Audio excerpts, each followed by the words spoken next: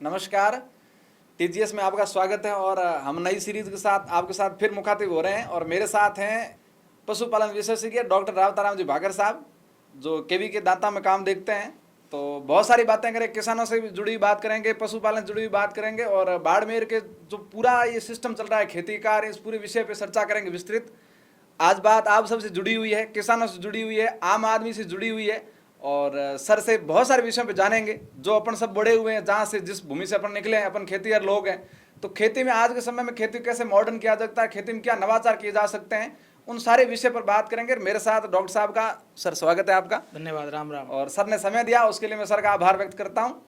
तो मेरा आपका कैरियर कहाँ से शुरू हुआ, आपने शुरुआती शिक्षा कहाँ से हासिल की और आपका एग्रीकल्चर में इस पोस्ट पर आना कैसे हो गया, जो आज हमारे साथ बैठ के बात करें आप कृषि और पशुपालन पर। जी सर, बड़ा सौभाग्य की बात है कि आज आपके साथ मिलने का मौका मिल रहा है, क्योंकि मेरा भी लाइफ के अंदर काफ़ी उतार चढ़ाव वाला सफ़र रहा। मेरी प्रारंभिक शिक्षा है, मैं पैतृक भूणिया गांव का रहने वाला हूं। उसके बाद मेरे पिताजी खेतीबाड़ी के लिए जानपलिया चले गए। वहां पर मैंने 5वीं तक सरकारी स्कूल के अंदर अध्ययन किया और 5वीं के बाद मेरे पिताजी ने मुझे आदर्श विद्या मंदिर चौहटन, जो विद्या भारती का स्कूल चलता है, वहां पर भेज दिया। तो मैंने 5वीं से लेकर 10वीं तक वहाँ पर पढ़ाई की और उसके दौरान मेरे मामा जी है, उनसे उन्होंने कहा कि इसको पीएमटी की तैयारी के लिए आगे भेजना चाहिए। तो पापा खेती बाड़ी करते थे और उस समय कोचिंग का खर्चा भी काफ़ी महंगा रहता था। तो मामा जी के सहयोग से उन्होंने, मेरे खेताराम जी है लील सर के, तो उनको वो भी वहाँ पीएमटी की तैयारी करते थे। तो 3 साल तक 11वीं 12वीं में मैंने वहीं की। नॉर्मली विद्यार्थी क्या करते हैं, 12वीं करने के बाद जाते हैं, लेकिन उनके संपर्क में आने से हम 11वीं 12वीं में वहीं की और 1 साल और कोचिंग की तैयारी की। वैसे सपना था एमबीबीएस डॉक्टर बनना, वो तो नहीं बन पाए, लेकिन तीसरे अटेम्प्ट के अंदर मेरा वेटनरी के अंदर सिलेक्शन हो गया। मैं वेटनरी के अंदर जाना तो नहीं चाहता था, क्योंकि शुरुआत में सिलेक्शन हुआ, काफ़ी दुखी भी हुआ। नॉर्मली अपने गांव में ये रिवाज रहता है, जो बच्चा कोटा में पीएमटी की तैयारी करने चला जाता है उसको उसी दिन से डॉक्टर करने लग जाते हैं। तो विद्यार्थी काफ़ी वहाँ प्रेशर में भी रहता है, लेकिन सब लोग देखें इसका डॉक्टर बन गया है, लेकिन हकीकत कुछ और है। वहाँ तो केवल तैयारी होती है और तैयारी भी कभी कभी 5 साल भी हो जाती है, 4-5 साल वहाँ कॉमन है, तैयारी करते हैं। उसके बाद मेरा पशु चिकित्सा में चयन जो उदयपुर वेटनरी कॉलेज है राजवास बीकानेर का, उसमें हो गया। 5 साल तक मैंने वहाँ अध्ययन किया। उसके बाद मैंने कुछ समय के लिए कैम्ब्रिज बाड़मेर के अंदर एलएसए का है, वहाँ पर किया। उस दौरान मेरा तैयारी बढ़ाते हुए मेरा सिलेक्शन पीजी के अंदर हो गया। और पीजी के अंदर जिस प्रकार जिस विषय पर हम बैठे हैं, प्रसार शिक्षा, सरकार की योजनाओं को किसानों से कैसे बढ़े, और मेरा रुझान भी था। तो मेरा जो शिक्षा है प्रसार शिक्षा के अंदर मेरी पीजी की हुई। उसके बाद मैंने कृषि विज्ञान केंद्र गुड़ामालानी के अंदर एसआरएफ आर्या प्रोजेक्ट है, जिसके अंदर 18 से 35 साल के जो युवा है उनको कृषि की ओर कैसे आकर्षण करे, उनका कैसे रुझान बढ़े, ऐसा केंद्र सरकार का एक प्रोजेक्ट चल रहा था। उस प्रोजेक्ट में मैंने काम किया, काफ़ी समझने को देखने को मुझे मिला। और मेरा मूल व्यवसाय में पशु चिकित्सक था, वेटनरी डॉक्टर था, लेकिन केवी की गुड़ामालानी में रहने के दौरान मेरा पूरा सिनेरियो चेंज हो गया। मैंने कृषि की तरफ मूव कर लिया। मैंने कृषि की सब चीज़ों को देखा, समझा। और उस दौरान बीच में कोरोना काल आ गया, तो मैं घर पर रहा। तो मेरे समझ में आया, जैसे मैंने जिन चीज़ों को समझा है, तो एक मिनी केवीके की तरह मेरे घर पर मैंने सब चीज़ें लगा दी। अनार, खजूर, सहजन, प्राकृतिक खेती, वर्मी कंपोस्ट, गोपालन, गोबर गैस प्लांट, जो जो नवाचार हो सकते हैं मैंने कहा मेरे घर पर भी कर दूं। जो किसान कहे कि साहब ये धंधा कौन करता है, तो मैं कहूँगा मैं खुद ही करता हूँ, और आके आप देखिए। उसका विस्तार रूप मैंने मेरे घर पर शुरू किया, क्योंकि मेरे साथ मेरे भाई को भी वहाँ कोटा भेजा था, तो वो भी सफल नहीं हो पाया। और नॉर्मली रहता है, मैं खुले मन से भी कहता हूँ, पापा की, मम्मी पापा की, सबकी उम्मीद रहती है कि मेरा बेटा वहाँ जाके डॉक्टर मिलेगा, लेकिन इत्तेफाक से ऐसा हुआ कि मेरे भाई को 11वीं 12वीं वहाँ भेजा गया, 12वीं में वो फेल हो गया। और मेरे साथ भी पीएमटी की तैयारी करने वाले कई बच्चे थे, 12वीं में फेल हो जाते। तो मेरा भी पेरेंट्स से कहना है कि अपने बच्चे का लेवल देख लेना चाहिए कि उसका वो लेवल है कि नहीं है, क्योंकि 1.5-2 लाख रुपए होता है। फिर धीरे धीरे मैंने कहा तुम कृषि की तरफ मूव कर, तो उसने अब कृषि का वो काम कर रहा है, सब काम देख रहा है, नेपियर घास का है, तो कई चीज़ें उसको इसमें रुचि भी थी। तो मेरे से शायद मेरी जितनी इनकम है अभी, जिसका आपने जिक्र किया एनएलएम प्रोजेक्ट, तो 1 करोड़ का एनएलएम प्रोजेक्ट वो आने वाले समय में चलाएगा। तो मेरी 1 करोड़ तनख्वाह होगी, नहीं होगी, कब होगी, रिटायरमेंट के समय, और वो 1 करोड़ के प्रोजेक्ट का ओनर होगा। तो ऐसे सिनेरियो कृषि और पशुपालन का सही ढंग से गाइडेंस मिले तो कर सकते हैं। और उसके बाद मेरा चयन पशुपालन विशेषज्ञ केवी के दांता में हो गया। तो वहाँ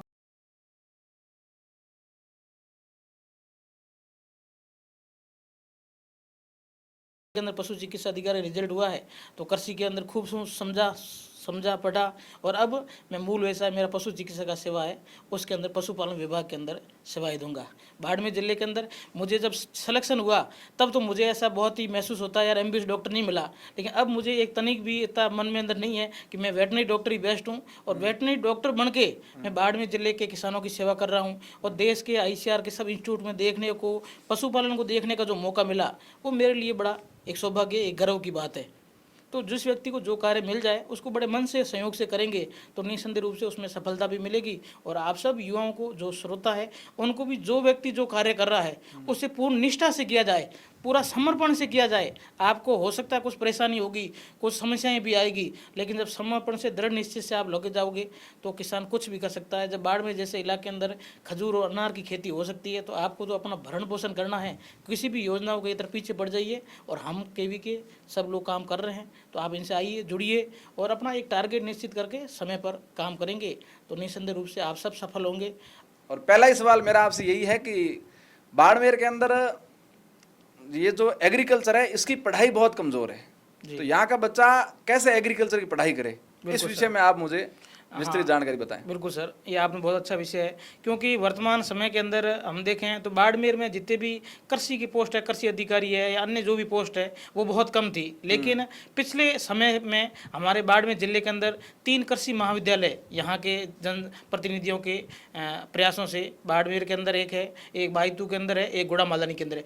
उन महाविद्यालयों के अंदर विद्यार्थी अध्ययन करके है कृषि संकाय से संबंधित जुड़ सकते हैं। उससे पहले 11वीं के अंदर नॉर्मली 3 सब्जेक्ट चुनते हैं विद्यार्थी, एक 11वीं के अंदर आर्ट्स है, कॉमर्स है, साइंस बायो। अब बायो का एक डिवाइडेशन करके एग्रीकल्चर और वो सब्जेक्ट लेके युवा है इस तरफ अपना कैरियर है वो बढ़ा सकते हैं और निस्संदेह रूप से एग्रीकल्चर लिया हुआ सब्जेक्ट फिर जेड की तैयारी करता है, जेड के बाद उसके कॉलेज में एडमिशन होते हैं और फिर इस कृषि और पशुपालन के संदर्भ में आ सकते हैं। और वर्तमान में युवाओं का रुझान भी इस तरफ बढ़ा है।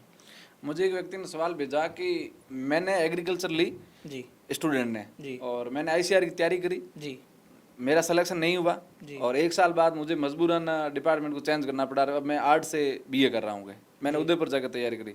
तो ऐसा कोई ऑप्शन नहीं है क्या, 1 साल करने के बाद आईसीआर का एग्जाम नहीं दे सकते दोबारा? जी 12th पास होने के बाद है, इसकी क्वालिफिकेशन क्या है? जी सर, इसमें 11वीं 12वीं के अंदर एग्रीकल्चर सब्जेक्ट होना चाहिए, 12th बाद के बाद एलिजिबल हो जाता है। लेकिन जेड का एग्जाम काफ़ी कम्पिटिटिव एग्जाम है। नॉर्मली आपने सुना भी होगा बच्चे जो पीएमटी की तैयारी करते हैं, नॉर्मली नया नया खून होता है, जोश होता है, तो वहाँ पर एमबीबीएस करने जाते हैं। फिर एमबीबीएस में सिलेक्शन नहीं आता है, फिर पशु डॉक्टर की तरफ उसका रुझान बढ़ता है, उसमें भी सिलेक्शन नहीं होता है, फिर बीडीएस की तरफ रुझान बढ़ता है, फिर उसका आयुर्वेद डॉक्टर की तरफ रुझान बढ़ता है। अब इन तीनों में नहीं होता है, फिर जाके बच्चा है कृषि की तरफ रुझान करता है। वैसा ही मेरा भी हुआ, मैं गया तो वहाँ एमबीबीएस तैयारी करने था, वहाँ चयन नहीं हुआ तो फिर हमने तैयारी एमबीबीएस नहीं पीएमटी की तैयारी है कोटा से की और फिर मेरी डिग्री है पशु चिकित्सा की, वह उदयपुर महाविद्यालय से हुई। तो इस प्रकार का करियर का लोगों का रहता है। अच्छा, अभी आप दांता में काम देख रहे हैं केवीके में जी, 2 साल पहले लंपी की बीमारी आई थी जी सर, पशुओं के, खासकर गायों में। ये बीमारी कैसे हुई और इसका अभी भी गायों के अंदर वो ऊपर शरीर के ऊपर अभी भी निशान है, क्या अब ये पूरी तरह खत्म हो गई है? जी, यह बीमारी थी एक वायरल जनित बीमारी थी। वायरस जनित बीमारियां हैं बहुत हवा से, छींक से, वायु के माध्यम से फैलती है। जैसलमेर साइड से कुछ पशु हुआ ट्रांसपोर्ट, नॉर्मली अपने यहाँ बाड़मेर जैसलमेर का आपने ट्रेंड देखा होगा, एक पशु चढ़ने जाता है 50 किलोमीटर दूर जाता है। तो जैसे जैसे मक्खियों से वगैरह ये बीमारी हुई और गवर्नमेंट की तरफ से वहाँ भरसक प्रयास किए गए, वहाँ पर कई स्वयं सहायता समूह लगी और इसका एक टीका भी अभी आ गया है, गोट पॉक्स। अच्छा, पहले ये पोक्स एक वेरिटी वायरस है, उसकी से होती थी बकरियों के अंदर होती थी, बकरियों का वायरस था। तो धीरे धीरे इसका वायरस अभी लंपी के सब टीके सब गायों में लगाए गए हैं और इस साल भी वैक्सीनेशन चल रहा है। लेकिन ये देखने को मिला है जो पशु लंपी से ग्रस्त थे उन पशुओं के कुछ सिम्टम दिखाई दे रहे हैं, या वह पशु टाइम पर गाभिन नहीं रह रहा है या गाभिन रह भी रहा है तो उसमें गर्भपात की समस्या है। यह पोस्ट डिजीज सिम्टम है जो कि 1-2 साल तक ऐसे लक्षण रहेंगे और वर्तमान में इस साल इस बीमारी के कोई भी लक्षण है पशु है आइडेंटिफाई नहीं हुए। फिर भी सरकार की तरफ से प्राथमिकता के रूप में, सुरक्षा के रूप में इसका टीकाकरण के अभियान भी पशुपालन विभाग द्वारा चलाए जा रहे हैं। निःशुल्क टीका है? निःशुल्क टीका है। आप खुद घर जाके लगाते हैं या पशुपालन? प्रत्येक गांव के अंदर पशुधन सहायक पशु डॉक्टर है वो लगे हुए हैं, तो वो पहले से गांव को इन्फॉर्मेशन दे देते हैं आज कैंप है तो वहाँ पर लाना होता है। और नॉर्मली अगर 10 या 15 पशु ज़्यादा पशु है तो सूचना पर पशु चिकित्सक घर जाकर भी टीकाकरण करवाते हैं। अच्छा, एक योजना है किसानों की योजना, राष्ट्रीय पशुधन मिशन, जी इस योजना का किसान कैसे लाभ उठाएं? जी, राष्ट्रीय पशुधन मिशन है, ये 2014 के अंदर स्कीम आई थी केंद्र सरकार की तरफ से। क्योंकि आपने भी देखा होगा अपन बाड़मेर जिले के अंदर जिस प्रकार से अपने पुश्तैनी परिवार की तरफ देखें, अपने दादाजी पिताजी, तो वो सब भेड़ बकरी का पालन करते थे। लेकिन अब पिछले 10 सालों में आपने देखा होगा जिसने भी भेड़ बकरियां बेची होगी वो एक साथ ट्रक भरवाए होंगे कि यार बूढ़िया तंग हो गया ना, हमें इन्हें के बंद कर देना चाहिए। दूसरे क्योंकि जैसे यहाँ रिफाइनरी आई, अन्य सोर्स डेवलप हुए, तो लोगों का रुझान अन्य की तरफ बढ़ने लगा। तो लोगों ने कहा बकरी पालन की तरफ से अपने बुजुर्गों को निजात दिया जाए। लेकिन जब जनगणना हुई तो एक तरफ से चर घातांकीय दृष्टि से भेड़ों की जनसंख्या बहुत तेज गति से कम होने लगी, बकरियों की जनसंख्या भी तेज गति से कम होने लगी। तो सरकार ने सोचा जिस प्रकार से बुजुर्गों ने तो इस व्यवसाय को छोड़ दिया है, युवाओं का इस व्यवसाय की तरफ कैसे रुझान बढ़े, उसके लिए, क्योंकि सबको रोजगार देना भी संभव नहीं है, जॉब भी नहीं दे सकते, तो युवाओं को एक आपने भी देखा होगा पिछले समय के अंदर जो बीटेक किए हुए, बीएड किए हुए अच्छे अच्छे ग्रेजुएट लोगों ने चाय की दुकान करना शुरू किया। लेकिन कोई भी चाय की दुकान करना पसंद नहीं करेगा, लेकिन उसने चाय टी पॉइंट इस प्रकार से उसका कॉमर्शियलाइजेशन किया। तो उसी प्रकार से वर्तमान के अंदर बकरी पालन का जो धंधा है वह भी युवाओं के अंदर एक क्रेज बढ़ रहा है। इसके अंदर वही युवा कर रहा है जिसने बीएड कर रखी है, एमटेक कर रखी है, ग्रेजुएट कर रखी है, या वेटनरी डॉक्टर है, इस फील्ड से जुड़े हुए हायर एजुकेशन वाले लोग हैं, वो इस फील्ड की तरफ आ रहे हैं। फिर वो क्या नाम दे रहे हैं कि बाखर गोट फार्म या अन्य आईजी गोट फार्म, इस प्रकार के नाम का मॉडर्नाइजेशन कर दिया। तो अपने आप में लगता है यार गोट फार्म मतलब उसका स्टेटस अलग हो रहा है। स्टेटस जब अलग होगा समाज के अंदर उसका दृश्य अलग होगा। जब बकरी पालने वाला भी स्कॉर्पियो गाड़ी के अंदर आएगा तो उसको सम्मानजनक दृष्टि से देखा जाएगा और उसकी इनकम निसंदेह रूप से बढ़ेगी। और गवर्नमेंट इसको 500 भेड़ बकरी पालने पर 50 लाख रुपए दे रही है। इतना मोटा अमाउंट उस व्यक्ति को मिलेगा तो युवा इस व्यवसाय से क्यों नहीं जुड़ेगा। बाड़मेर में बकरी फार्म कितने हैं सरकारी इस योजना से लाभान्वित? वर्तमान के अंदर काफ़ी ऐसा प्रचलन चला है, केवीके वो ट्रेनिंग करवा रहे हैं, युवाओं में अभी क्रेज बढ़ा है। लेकिन बाड़मेर जिले के अंदर 2 फार्म हैं जो भी इंस्टॉल हो चुके हैं, चल रहे हैं। एक भाईतू के अंदर देवाराम जी का है और एक शेतराव जी के अंदर रणजीत जी वकील साहब का है। 2 की फर्स्ट 25 लाख रुपए सब्सिडी आ चुकी है। अभी सेड़वा के अंदर भी, एक जानपालिया के अंदर, एक सारला के अंदर 2 प्रोजेक्ट शुरू हो गए हैं, एक बाईतू के अंदर भी शुरू होने वाला है। धीरे धीरे लोगों को जानकारी बढ़ने लगी है। नॉर्मली किसानों का व्यवहार होता है, इन्वेस्टमेंट बड़ा है तो लोग जाते हैं, देखते हैं क्या बकरियों पर भी 50 लाख मिलते होंगे। किसी व्यक्ति को नॉर्मल से बात करते हैं तो उसकी बात बचती नहीं है। यार घुनो मत लड़ो मत, 50 लाख कौन देखे। तो वो देखते हैं, रूटीन करते हैं। फिर हमारे केवीके के अंदर मैं पशुपालन विशेषज्ञ हूँ तो मैं भेड़ बकरी पालन की ट्रेनिंग करवाता हूँ। नॉर्मली आपने भी समझा होगा, देखा होगा, अब बूढ़ियों ने आपको क्या हो गया घुनो ट्रेनिंग करने जाऊँ तो बड़ा उनको अजीब सा लगता है। और कोई भी युवा जो मेरे पास ट्रेनिंग लेने आता है वो अपने घर वालों को बताता नहीं है कि मैं भेड़ बकरी पालन की ट्रेनिंग लेने जा रहा हूँ, क्योंकि ये उस व्यवसाय को अपने एक प्रतिष्ठा के रूप में नहीं देखा। अब लोग आ रहे हैं, ट्रेनिंग ले रहे हैं, उसकी गहराइयों को समझ रहे हैं और फिर फार्म अप्लाई करके इसका जो विस्तृत रूप आने वाले 5-7 साल के अंदर देखने को मिलेगा। तो निसंदेह रूप से उस युवा को भी रोजगार मिलेगा और वो 7-8 लोगों को भी देगा। क्योंकि जो बकरी पालन का धंधा है ये गोचर और भूमि में पहले अपने जो लंबे समय तक एवॉर्ड लेके जाते थे वैसा नहीं है। आपको एक स्थान पर रखना होगा, इसका बिल्कुल नक्शा है, टिन शेड बनाना पड़ेगा, पक्का कंपलसरी है, उसकी गाइडलाइन है, उसको फॉलो करेंगे तो किसान निसंदेह रूप से बढ़ेगा, उसकी आजीविका बढ़ेगी, उसका स्टैंडर्ड भी बढ़ेगा। फिर 15 अगस्त 26 जनवरी के मंचों पर जब पशुपालक बैठेगा और इसका एंटरप्रेन्योर रूप बढ़ेगा तो युवाओं के लिए एक प्रेरणा का रूप साबित होगा और निसंदेह लोग इस व्यवसाय की तरफ बढ़ेंगे। सरकार ने भेड़ बकरी ही नहीं, आने वाले समय के अंदर आपने देखा होगा किस प्रकार से ऊँटों की जनसंख्या कम हुई है। ऊँट कोई पालना पसंद नहीं करता, तो सरकार ने ऊँटों पर भी सब्सिडी देना स्टार्ट कर दी, गधों पर देना शुरू कर दी, मुर्गियों पर देना शुरू कर दी, सूअर का फार्म। जिस एरिया के अंदर जिस धर्म का व्यक्ति जो पाया जा रहा है, जिसको जो वैसा अच्छा लगता है, खच्चर का भी खोल सकता है। पूरे भारतवर्ष के अंदर सब अलग अलग कल्चर, अलग अलग समाज के लोग रहते हैं, जो व्यवसाय करना चाहे और उसके अनुरूप इसमें आवेदन करें और इसमें अपना कैरियर चुनाव कर सकता है। बाड़मेर में ऊँटों को लेकर कोई योजना बनी है क्या? वैसे ऊँटों की, वैसे तो केंद्र सरकार एनएलएम में अभी इसको शामिल किया है, लेकिन पहले गवर्नमेंट के अंदर कोई भी तोड़ा या तोड़ी का जन्म होता था 10,000 रुपये की आर्थिक सहायता मिलती थी।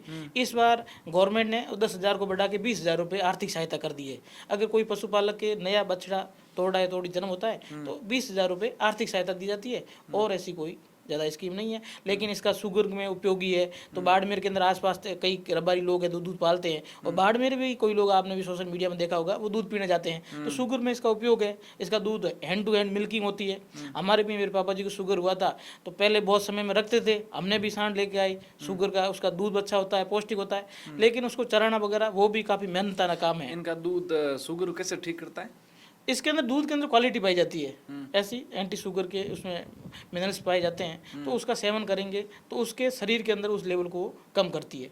कितने दिन में या रेगुलर लेना पड़ता है ऊँटने का नॉर्मली इसका जो इफेक्ट है लंबे समय बाद इफेक्ट आएगा। अगर कोई किसान है भाई कि वो लंबे समय से मेडिसिन ले रहा है और फिर इसके ऊपर आएगा तो उसका इफेक्ट बहुत कम आएगा, लेकिन शुरुआती असर के अंदर उसका दिखाई दे, इसका सेवन करेगा तो उसका स्वास्थ्य भी ठीक रहेगा और उसकी लेवल भी कम ऐसे आइडेंटिफाई कई शोध ऐसे देखने को मिले हैं।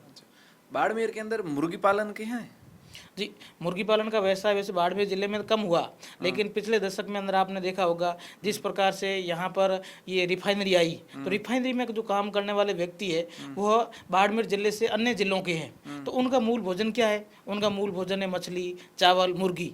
तो उन लोगों को आवश्यकता है, तो बाड़मेर के जो लोग उनकी आवश्यकताओं को देखते हुए, क्योंकि मनुष्य आवश्यकता की जननी, आविष्कार की जननी है, उनको जरूरत हुई, उनको इसकी खपत हुई, तो बाईतू के आसपास कुछ लोग मुर्गी पालन का धंधा करते हैं, तो देसी मुर्गी का अंडा है 50 रुपये में एक अंडा बिक रहा है। और गुड़ामालानी के आसपास भी कई लोगों ने कॉमर्शियल लेवल पर, मैं नहीं कह सकता, लेकिन छोटे छोटे स्तर पर शुरू किया, उनको मार्केट भी मिलने लगा है, क्योंकि जिस प्रकार से लोगों की फूड हैबिट बदल रही है तो लोग इसका व्यवसाय भी कम स्तर पर कर रहे हैं, लेकिन आने वाले समय में इसका भी विस्तृत रूप देखने को मिल सकता है।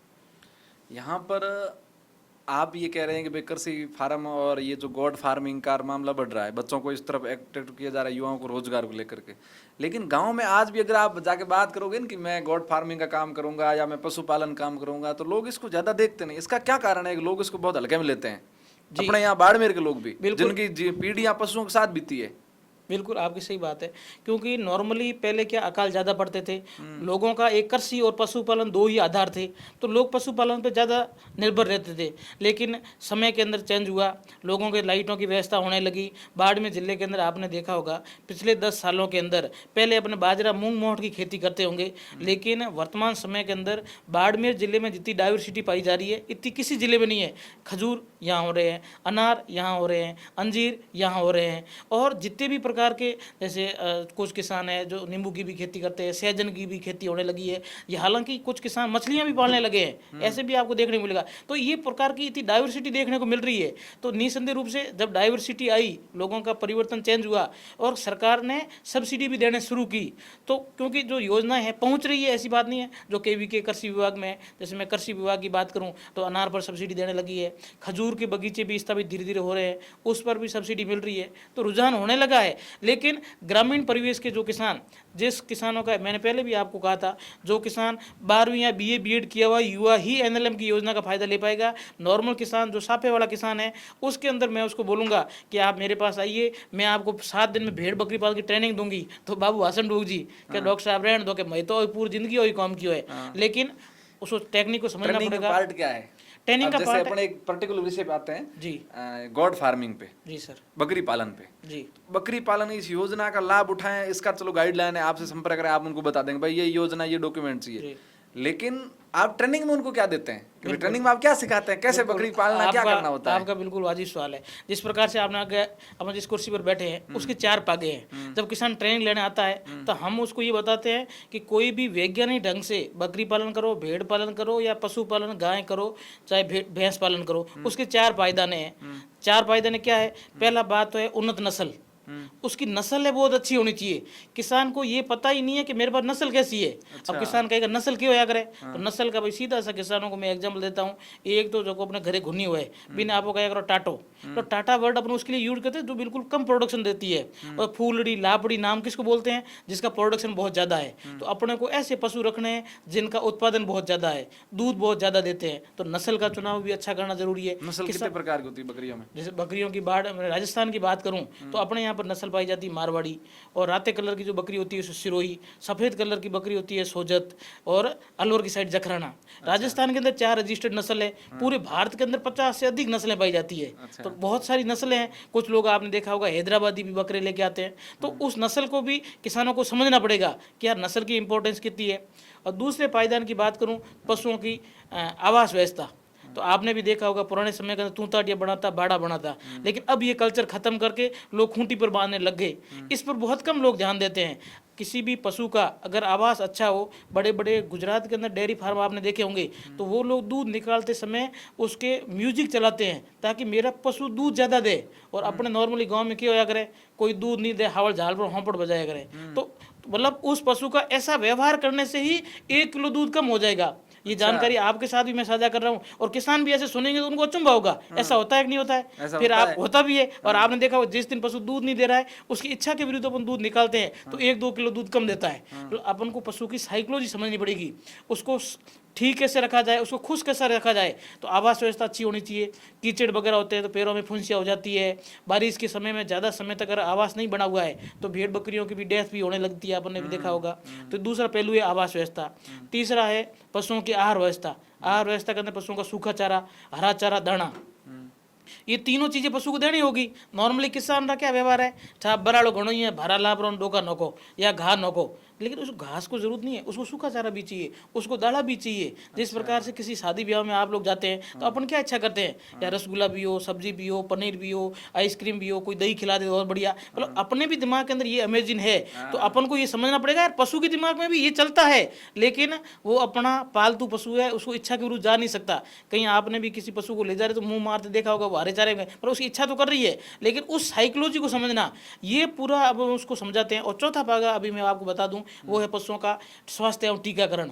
अपन सब लोग लंपी के अंदर टीकाकरण का महत्व देखा होगा, किस प्रकार से लाइनें लगी अपन टीकाकरण लगाया, लेकिन पशुओं के मामले में देखूं तो बड़ा सोतेला व्यवहार है। पशुओं के टीकाकरण कोई नहीं लगाता। डॉक्टर साहब आ भी जाते हैं तो किसान साहब है उबा के पशु से झाल लो, गाड़ी लातो ठोके, मुंह जलाओ को नहीं। इस प्रकार का एटीट्यूड हमारे को किसानों को देखने को मिलेगा जब तक इसको किसान समझेगा नहीं कि पशु को टीकाकरण करना जरूरी है। और गाँव में ये भी भ्रांतियां फैला दी जाती है, साहब एक टीको लगा दियो तो 1.5 को लगाना पड़ेगा, मजदूरी साधन है।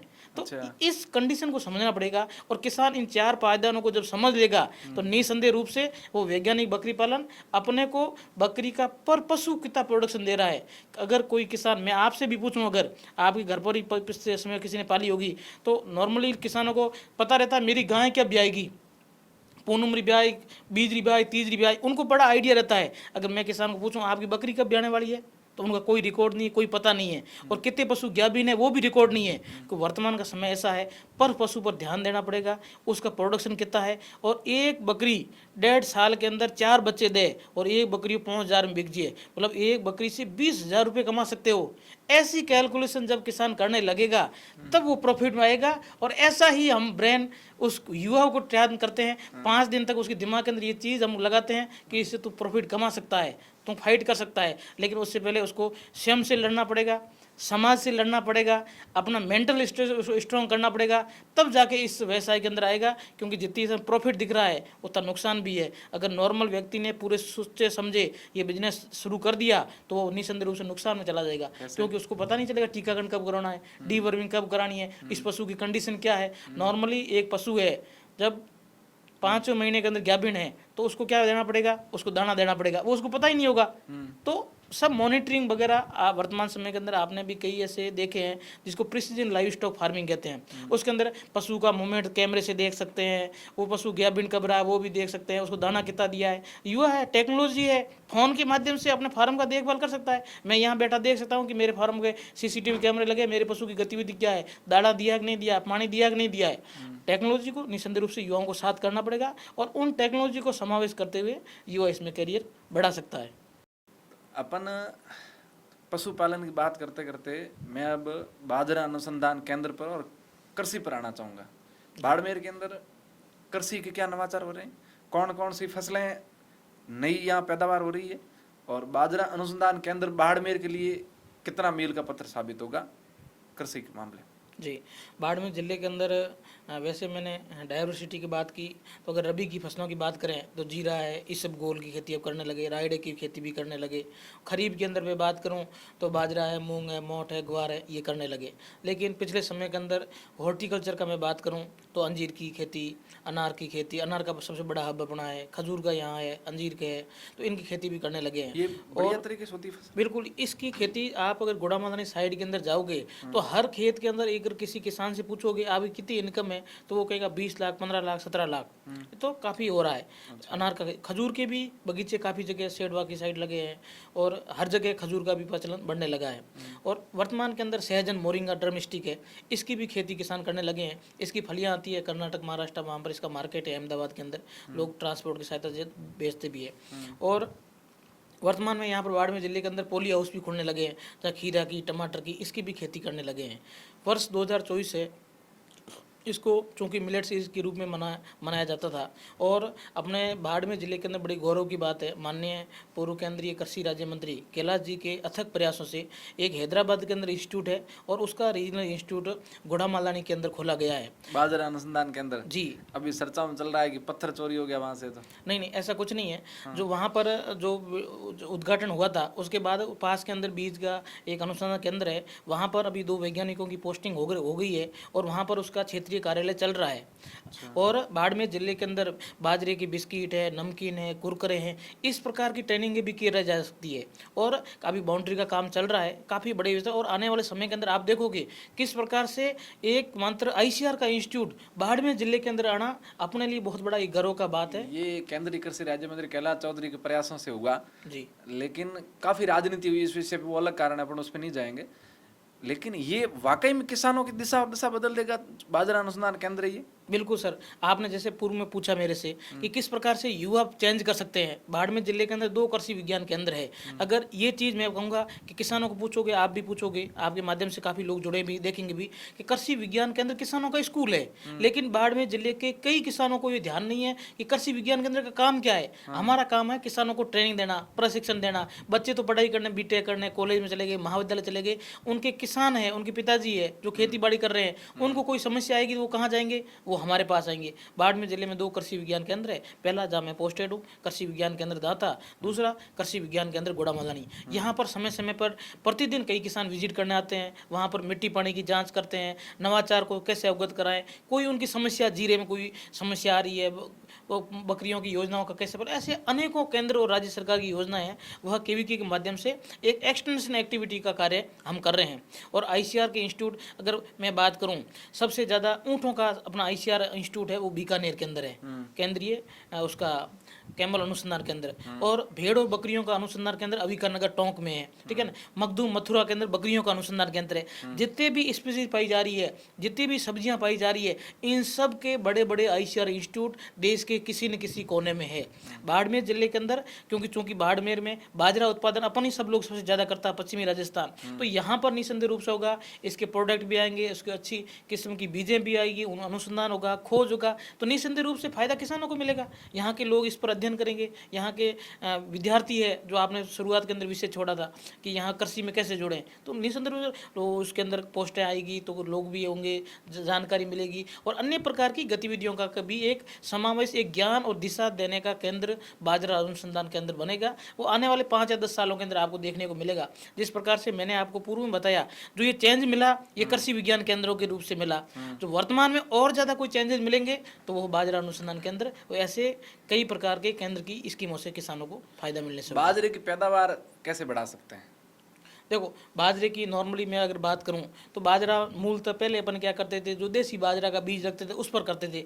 धीरे धीरे हाइब्रिड बीज आने लगा और हाइब्रिड बीज उसी जगह सक्सेस होता है जहां पर पानी की ज़्यादा हो, पानी का उपलब्ध मात्रा ज़्यादा हो। तो अपन नॉर्मली बाड़मेर जिले के अंदर 3 क्रॉप लेते हैं। आपने सोचा एक बरसाल के रूप में अपन बाजरा ले रहे हैं, एक उन्नाळे में भी केवल बाड़मेर का ही पश्चिमी राजस्थान का हिस्सा है जहाँ पर बाजरे की खेती करते हैं अपन, और फिर रबी के अंदर भी खेती करें, मतलब तीनों फसलें अपन ले रहे हैं। और वो सबसे ज़्यादा सूटेबल है बाजरा। तो बाजरे में अच्छी किस्म के बीज आएंगे। पहले आपने भी देखा होगा बाजरे के ऊपर जो फूली आ जाती थी, काला सट्टा बन जाता था, कोला पड़ जाता, अपन गांव में देसी भाषा में बोलते, तो वो भी एक बीमारी थी। तो ऐसी कई प्रकार की आ गई है, ऐसी किस्में आ गई है। और वर्तमान में MP MS 17 जो बाजरा है, बीमा तक है, जो बाजरे की जो सट्टे होते हैं उसके ऊपर सुइए निकले रहते हैं, तो पक्षी उसके ऊपर नहीं बैठेंगे। तो अपने आप में ये देखो कितना कंट्रोल हो गया बायोलॉजिकल रूप से।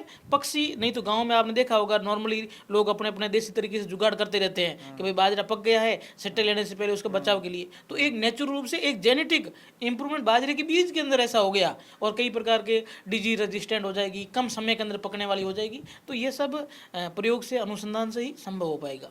अच्छा, इस पे सब्सिडी है कोई सरकार की? स्पेशल बाजरा पर तो कोई सब्सिडी नहीं है, लेकिन मैं अगर बाजरा के जो खेती कर रहा है किसान, उसके चारों ओर सुरक्षा के लिए उसको भंडूर नहीं नुकसान करे, उसको सूअर नुकसान नहीं करे। अगर कोई किसान राज्य सरकार की तरफ से कोई किसान तारबंदी करता है तो 400 मीटर की तारबंदी पर किसान को 48,000 रुपये ये कृषि विभाग की तरफ से उसको सब्सिडी मिलती है। इसकी लॉटरी निकलती या कैसे? जी, इसका पूरी एक प्रक्रिया है कि राज्य सरकार का एक पोर्टल है राज्य किसान साथी, उस पर तारबंदी स्कीम का आवेदन किया जाता है। किसान का जन आधार कार्ड, खेत की जमाबंदी जिसके नाम हो वह किसान इसका आवेदन कर सकता है। जन आधार से उसका खाता लिंक होना जरूरी है और उसके मोबाइल नंबर होना जरूरी है, और ये भी सब लोगों के नॉर्मली होते ही है। उसके बाद आवेदन करते हैं। वर्तमान में जब योजना शुरुआत के अंदर आई थी तब तो बहुत कम आवेदन आए थे, तो लोग करते उस टारगेट आते प्रत्येक जिले के अंदर भाई इतने किसानों को इसका लाभ मिलेगा, इस साल टारगेट बढ़ा है। तो ज़्यादा जब आवेदन आ जाते हैं 1.5 गुना 2 गुना, तो लॉटरी सिस्टम से होता है। अगर वर्तमान में बात करूँ, पिछले साल गवर्नमेंट की नेपियर घास की योजना आई थी, जो किसान नेपियर घास एक ऐसा हरा चारा है पशुओं का जिसको पहले रिजगा बाजरी होती थी, तो बरसात के टाइम में रिजगा बाजरी लगाते, सर्दियों में रिजगा लगाते, और नेपियर चारा एक गवर्नमेंट ने एक ऐसा इनोवेशन कर दिया, ऐसी एक नई चीज़ आ गई जिसको एक बार लगाया तो सर्दी गर्मी बारिश तीनों सीजन में देगी, प्लस 7-8 साल तक कटिंग देगी। इसका मतलब क्या, किसान का खेड़ाई का खर्चा बच गया, बीज का खर्चा बच गया, बार बार जमीन खराब नहीं हुई। तो ऐसे आवेदन किसानों से मांगे थे, और पिछली सरकार एक किसान को 10,000 रुपये सब्सिडी भी मिली थी। 4,000, हाँ बिल्कुल, नेपियर घास पर 10,000 रुपये सब्सिडी दी, और 4,000 स्टिक 1 बीघा के अंदर लगानी थी। इसके अंदर पहले पाओ के आओ के आधार पर आवेदन थे, तो कई किसानों को निःशुल्क रूप से लाभ मिला। और किसान नॉर्मली क्या था, जब योजना आती है तब तो वो जगता नहीं है, जब योजना कंप्लीट हो जाती है, और क्योंकि गवर्नमेंट का भी एक प्रावधान रहता है, लोगों तक इसकी जागरूकता चली जाए, फिर उसको अच्छा लगेगा, तो धीरे धीरे किसान एक दूसरे से देख के सीख के वो अपने आप अपनाएंगे। तो उसी प्रकार से रोटावेटर है, जो सब लोग रोटावेटर लगाते हैं, तो रोटावेटर पे सब्सिडी मिलती है। लेकिन किसानों को क्या है, अपन को जब आवश्यकता है तब रोटावेटर ले आते हैं, लेकिन रोटावेटर को खरीदने से पहले कच्चा बिल लाना पड़ेगा, बिल का आवेदन करना पड़ेगा, और उसके बाद आपको जब रोटावेटर की फाइल पास हो जाए तब पक्का बिल लेके आना है। उस पर मिल रहा है। हरा चारा काटने की मशीन है, चाप कटर मशीन, उसके ऊपर भी किसानों को 15,000 रुपये सब्सिडी मिल रही थी। अभी वर्तमान के अंदर केंचुआ इकाई जो लगाएंगे किसान, वर्मी कंपोस्ट इकाई, क्योंकि वर्तमान में जैविक खेती की तरफ किसानों का लोग सरकार ध्यान दे रही है, तो इसके ऊपर सब्सिडी मिलेगी। कोई फार्म पॉन्ड बनाना चाहे, डिग्गी बनाना चाहे, तो उसके ऊपर भी सब्सिडी मिल रही है। इस प्रकार से कई अनेकों किसानों को ऐसी योजनाएं मिल रही है जिन पर किसानों को सब्सिडी दी जा रही है। लेकिन सब्सिडी लेने के लिए किसानों को या तो नाम गलत है या सही ढंग से फॉलोअप नहीं कर पाते। इस वजह से जानकारी के अभाव में किसान है वह कहीं न कहीं रूप से इसको ज़्यादा फायदा नहीं ले पा रहा है, मेरा ये मानना है। किसानों को जागरूक करने के लिए योजनाओं के प्रति आपका केवीके क्या अभियान चला रहा है? देखो, केवीके अभियान में जो आज आपसे मिल रहे हैं, जितने किसानों को मिलने को मौका मिलेगा, ये तो एक माध्यम है ही है। इसके अलावा हमारे कृषि विज्ञान केंद्र की तरफ से मेलों का आयोजन किया जाता है, मेले लगाए जाते हैं। जी, तिलवाड़ा पशु मेले के अंदर हमारा स्टॉल लगी रहती है, वहाँ जितने भी किसान आते हैं वो करते हैं। कृषि विज्ञान केंद्र भी प्राकृतिक खेती है, रबी का है, खरीफ का है, उसके भी मेलों का आयोजन किया जाता है। पशुपालन के टीकाकरण के कैंप लगाए जाते हैं, पशुपालन के प्रशिक्षण कराए जाते हैं। एक जो वैज्ञानिक है, अलग अलग गाँवों के अंदर, जो केवीके के 75 वर्ष अभी हमारे पूरे हो गए हैं, उसके रूप में हम नए गाँव में जा रहे हैं, किसानों को जागरूक करना, ट्रेनिंग लेना, संस्थागत असंस्थागत, अच्छे बीजों का भ्रमण कराना, ICAR इंस्टीट्यूटों का विजिट करवाना, व्हाट्सएप ग्रुप के माध्यम से, फेसबुक के माध्यम से, पत्रिकाओं के माध्यम से, जो जो संचार मीडिया के साधन हैं उनका उपयोग करके किसान जुड़ रहे हैं। प्रतिदिन काफ़ी किसानों का रुझान अच्छा है, आ रहे हैं, लेकिन धीरे धीरे इसका गति बढ़ रही है और लोग इनको समझ भी पा रहे हैं। अच्छा, अंजीर की पैदावार कितनी हो रही है बाड़मेर में? अंजीर के बारे में मैं बात करूं तो पैदावार के, क्योंकि अंजीर के मामले में ये हुआ कि बाड़मेर का वातावरण तो सूटेबल है, लेकिन अंजीर का फल भी आराम से पक जाता है। बाड़मेर जिले के अंदर कहूँ या इसकी मार्केटिंग या इसकी प्रोसेसिंग इकाई अभी तक बाड़मेर जिले में है नहीं, तो इसकी समस्या किसानों को काफ़ी जूझना पड़ रहा है। इसकी वजह अंजीर की तरफ से किसानों का रुझान थोड़ा सा मुझे कम देखने को मिला, क्योंकि अंजीर की प्रोसेसिंग नहीं हो रही है। अंजीर क्या है, एक फ्रूट है, ताज़ा फ्रूट है, पौधे से अलग किया, 24 घंटे के अंदर इसको आपको कंज्यूम करना पड़ेगा और अन्य कुछ इसका उपयोग करना होगा, या आपको फिर प्रोसेसिंग करनी होगी, और इतना तो लाइफ साइकिल ट्रांसपोर्ट में लग ही जाता है, तो इससे इसकी खपत नहीं हो पाती है। इसकी लाइफ साइकिल कम होने की वजह से इसका साइकिल कम है। लेकिन बालोतरा के अंदर 1-2 किसानों ने इसकी प्रोसेसिंग यूनिट भी शुरू की है। अगर इसका प्रोसेसिंग का कंसेप्ट किसानों को समझ में आ जाए, इसकी यूनिट लग जाए, मार्केटिंग लग जाए, उत्पादन तो खूब है लेकिन मार्केटिंग नहीं है। लेकिन अनार के केस में हम देखें तो अनार की यहाँ मंडियाँ खुल गई है, अनार का ताज़ा फल तैयार होते ही किसानों को खपत बढ़ रही है। और दूसरी बात करूँ मैं खजूर है, तो खजूर की मार्केटिंग भी आपने देखा होगा किसान स्वयं ही करता है, जहाँ ठेले गाड़े लगे अपना व्यवहार उसके अंदर आ गया है। अपन लोग खजूर को खाना शुरू कर दिया है। लेकिन मैं बात करूँ अंजीर का, तो अंजीर को लोगों को पता ही नहीं अंजीर को खाना कैसे है, उसका लाभ कितना होगा, और उसका मार्केट भी लोगों की समझ या जागरूकता कम होने के कारण कंजम्पशन भी लोगों का कम है, और क्योंकि ड्राई फ्रूट है इसका बाजार वैल्यू भी काफ़ी ज़्यादा है, इस वजह से लोग उसके रीच भी नहीं है। तो ये माना इसकी तरफ थोड़ा रुझान कम है। अनार की बात करें, अनार के पौधे कई बार खराब हो जाते हैं। मैंने ऐसे काफ़ी किसानों के फ़ोन भी मेरे पास कई बार आए कि हमारे 2-3 बीघों में अनार थे, हमने उखाड़ के फेंक दिए, कभी 2000 पौधे उखाड़ के फेंक दिए, 2-3 साल में खराब हो गई। बिल्कुल, ऐसे कौन सी बीमारी है जो अनार को खत्म कर रही है? बिल्कुल सही कहा आपने, बहुत अच्छा सवाल पूछा। यह जब मैं गुड़ामालानी केवी के अंदर पिछले 2 साल तक पोस्टेड था, मेरे दिमाग के अंदर ये आपके जो सवाल मन में जो चल रहा है वो खूब चला। तो मैं हम विजिट करने जाते थे गुड़ामालानी के आसपास, एक किसान बोलता था मैं 20 लाख इनकम ले रहा हूँ, और पास के ही खेत के अंदर जेसीबी चल रही थी। तो ये हमने कहा इतना डिफरेंस क्यों आ रहा है, क्योंकि इसका मूल जब हमने पता किया तो इसके अंदर जैसे मनुष्य के अंदर एक भयंकर बीमारी होती है कैंसर, वैसे की वैसे अनार के अंदर बीमारी होती है निमेटोड की। क्या बीमारी, नाम क्या? निमेटोड। वो कैसे होती है? निमेटोड या गांठे वाली बीमारी होती है, जड़ों के अंदर गांठे बढ़ जाती है। और ये बीमारी क्या है, जैसे मुझे भी पढ़ने के दौरान और आपको भी पहली बार सुनने को मिल रही है, जहाँ से पौधा किसान खरीदता है वहाँ से उस किसान ने क्या किया, इन्फेक्टेड पौधा ले लिया, निमेटोड की बीमारी से ग्रसित पौधा ले लिया। तो नॉर्मली जो इस किसान की भाषा में कहे गोटी वाले पौधे, लेकिन वर्तमान के अंदर लैब के अंदर टिश्यू कल्चर के पौधे तैयार होने मिल गए हैं। किसान को पौधा लेना है वो टिश्यू कल्चर का ही लेना है। नॉर्मली अनार की अगर बाजार में पूछोगे तो कितने में मिलेगा, लोकल नर्सरियों में 15 रुपये मिल जाएगा, 20 रुपये में मिल जाएगा। टिश्यू कल्चर का पौधा है 40 से 42 रुपये में मिलता है। लेकिन किसान को ये गैप भी समझ में नहीं आता कि इतनी रेट का डिफरेंस क्यों है। फिर किसान को ये पता नहीं कि टिश्यू कल्चर का पौधा लूँ या गोटी का पौधा लूँ, तो संक्रमण आ जाता है, और फिर किसान कितनी भी सेवा चाकरी करेगा तो उसका प्रोडक्शन है होता नहीं होगा। हमने भी ये काफ़ी अध्ययन किया, काफ़ी लोगों को देखा। उसके बाद मैंने भी, क्योंकि सेडवा तहसील के अंदर अनार की खेती बहुत कम किसान करते थे, हमने भी अभी इस साल पिछले साल हमने 3000 पौधे लगाए हैं। तो काफ़ी मेहनताना काम है, इसकी देखभाल करना टफ है, स्प्रे बहुत होते हैं, और स्प्रे का नॉलेज भी किसानों को समय समय पर नहीं होता है, और वो भी काफ़ी नुकसान देख, क्योंकि किसान देखा से कि पौधा तो ले आया, लेकिन पौधा भी वो खराब ले आया। अपने अगर बीज ही सही ढंग से नहीं बोया है तो प्रोडक्शन की उम्मीद कैसे करेंगे। उस लेकुना को, उन चीज़ों को किसान को समझना होगा, और फिर अगर इसकी खेती करेगा तो फायदा निस्संदेह रूप से होगा, और जैसी वाला सीन है ये बंद हो जाएगा।